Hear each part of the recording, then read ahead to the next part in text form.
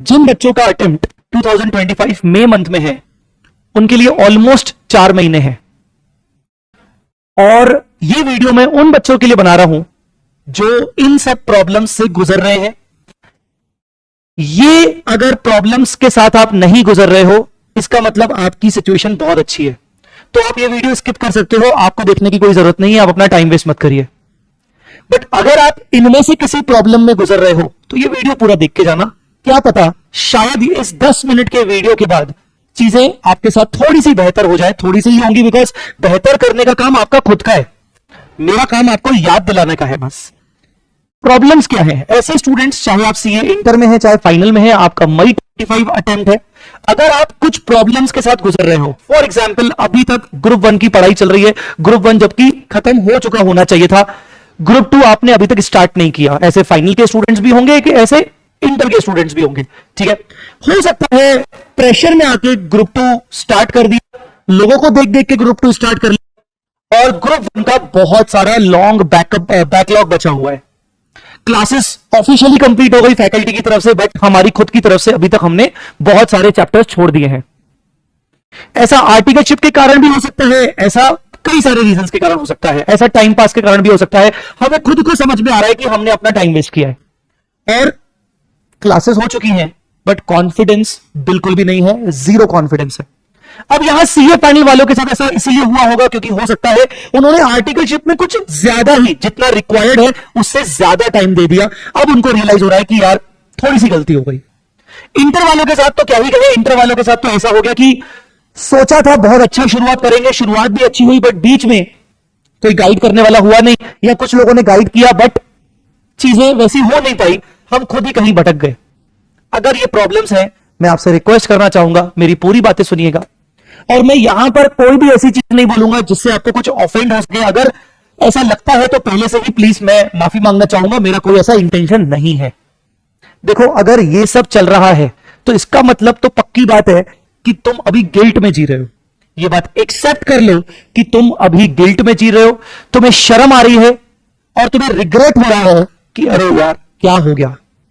तुम बैकलॉग के गिल्ट में जी रहे हो, तुमने टाइम पास किया है, तुम्हें उसमें अब शर्म आ रही है, तुम्हें सोच के लग रहा है कि यार तुमने कैसे अपने 2-4 महीने बर्बाद किए हैं, पिछले 6 महीने बर्बाद किए हैं। तुम इस गिल्ट में जी रहे हो कि अब तुम शायद दोनों ग्रुप नहीं दे पाओगे। तुम इस गिल्ट में जी रहे हो कि जितना तुम अपना प्रोडक्टिव टाइम यूज करके अपना 100% दे सकते थे, अब शायद तुम अपना 100% नहीं दे पा रहे हो। अब तुमसे पढ़ाई तक नहीं हो रही है, बिकॉज जब तुम पढ़ने बैठ रहे हो, तुम आज के दिन पढ़ने नहीं बैठ रहे हो, तुम सिर्फ फ्यूचर का सोच के टेंशन में आ रहे हो कि यार मैं क्या करूंगा। तुम इस गिल्ट में आ रहे हो कि तुम्हें पता है कि तुम बहुत कुछ कर सकते हो, तुम्हें पता है कि तुम अपना 100% दे सकते हो, बट बहुत सारी उनके अंदर ऐसी बातें चल रही हैं जो ये रिग्रेट, ये शेम, ये गिल्ट तुम्हें बार बार पुरानी चीजें की याद दिला रहा है। ऐसा हो रहा है ना? डेफिनेटली हो रहा होगा। देखिए, मैं खुद ऐसी सिचुएशन से गुजर चुका हूं। कई बार आप लोगों को ऐसा लगता है कि यार ये तो फैकल्टी है, इसका काम ही क्या है, ये तो आएगा आके बोल देगा। गाइस, हर किसी की लाइफ में ऐसी सिचुएशन होती है। हाँ ठीक है, मैं मानता हूं कि अभी because of the social media and some other issues ये चीजें बढ़ गई है, बट हमारे टाइम पे भी कुछ और इश्यूज थे। हर व्यक्ति के जीवन में, चाहे उसका जमाना कोई भी रहा हो, हर व्यक्ति के जीवन में उसके टाइम के अपने खुद के इश्यूज होते हैं। बस इंपॉर्टेंट ये है कि उन इश्यूज को हमें टैकल करना आना चाहिए, हमें उन इश्यूज को डील करना आना चाहिए। एंड आपको पता है इसका सिंपल सोल्यूशन क्या है? बहुत सिंपल सोल्यूशन है इसका। सबसे बड़ा सॉल्यूशन है एक्सेप्टेंस। याद रखना इस वर्ड को, एक्सेप्टेंस। एक दिन अगर ऐसा आ जाए कि तुमने एक्सेप्ट कर लिया कि हां हुआ है मुझसे गलतियां, और एक्सेप्टेंस के जस्ट बाद एक अगली स्टेप होती है जिसको कहते हैं throw away your guilt and start fresh. सच बोल रहा हूं, ये गिल्ट, ये शेम, ये शर्म, ये रिग्रेट सब फेंक दो, बिकॉज ये तुम्हें आगे नहीं बढ़ने दे रहे हैं। ये बिल्कुल भी आगे तुम्हें नहीं बढ़ने दे रहे हैं और तुम्हें रोक रहे हैं। तुम कर सकते हो, तुम अपना 100% दे सकते हो, बट तुम्हें रोका जा रहा है बिकॉज ऑफ दैट गिल्ट। उठा के फेंक दो। हां, मुझे पता है गिल्ट ये भी है कि यार मां बाप क्या सोचेंगे, दोस्त लोग क्या सोचेंगे, मेरे आसपास के लोग क्या सोचेंगे। तुम्हारे मां बाप को, तुम्हारे दोस्तों को, तुम्हारे आसपास के लोगों को एग्जाम नहीं देना है। एक्चुअली तुम किस सिचुएशन से गुजर रहे हो ये एक्चुअल में सिर्फ तुम समझ सकते हो, कोई और भी नहीं, मैं भी नहीं। पर हां, अगर ये तुम समझ पा रहे हो तो तुम्हें इस चीज का एक्सेप्टेंस करते हुए कि हां हो गई गलती, ठीक है ना, इंसान हो, गलतियां इंसानों से ही होती हैं, तो अगली स्टेप आती है कि उस गिल्ट को उतार के फेंको और बन जाओ एज अ फ्रेशर। बना दो अपने आप को फ्रेशर, फिर से बिल्कुल नया फ्रेश स्टार्ट करो। वैसे भी ये साल खत्म हो रहा है, 2025 आ रहा है, तो ठीक है, बनाते हैं अपने आप को फ्रेशर। एंड सीरियसली बोल रहा हूं, अगर ये चीज का एक्सेप्टेंस कर लिया ना, तो 2025 will be your one of the best year in your life. तुम सीए बन जाओगे, तुम सीए इंटर क्लियर हो जाओगे, तुम एक ग्रुप क्लियर कर लोगे, तुम्हें कोई ना कोई सक्सेस मिलेगी और वो सक्सेस तुम्हें हमेशा याद रहेगी। मुझे याद है मैं किस साल सीए बना था, मुझे याद है मैंने किस साल में फाउंडेशन क्लियर किया था, किस साल में इंटर क्लियर किया था, किस साल में फेल हुआ था, ये भी याद है। बट वो याद ना होके मुझे पास वाली फीलिंग से मजा आता है। And be the best version of your self. 2025 आ रहा है, अपनी जितनी भी 2024 की गलतियां की है उनको 2024 में ही छोड़ के आओ, मिट्टी डालो और 2025 से बन जाओ फ्रेशर। बस सच बता रहा हूं, तुम्हारे पास एक्चुअली में और कोई सोल्यूशन है ही नहीं।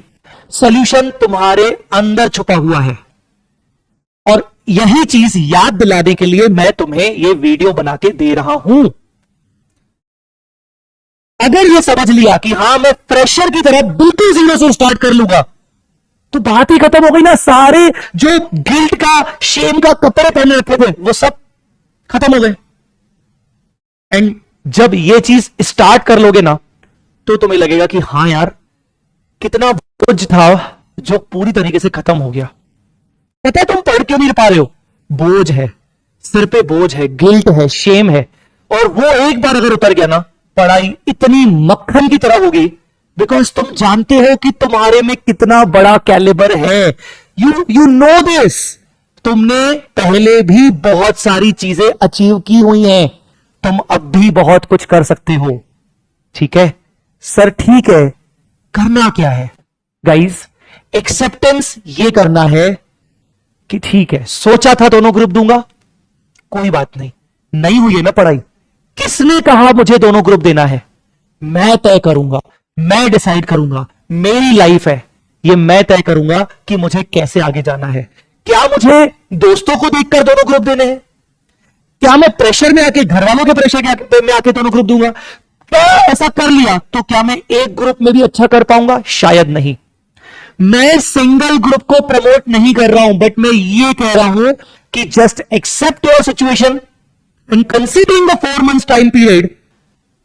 आपको अगर लगता है कि आप दोनों ग्रुप नहीं दे सकते हो, बिकॉज दोनों ग्रुप्स को टाइम चाहिए, ये बात को आपको समझना पड़ेगा। इट टेक्स टाइम, एंड 4 महीने का टाइम है, बैकलॉग बहुत ज्यादा है, ग्रुप 2 अभी शुरू ही नहीं हुआ है। क्यों प्रेशर ले रहा है भाई? क्या हो गया? दिक्कत क्या है?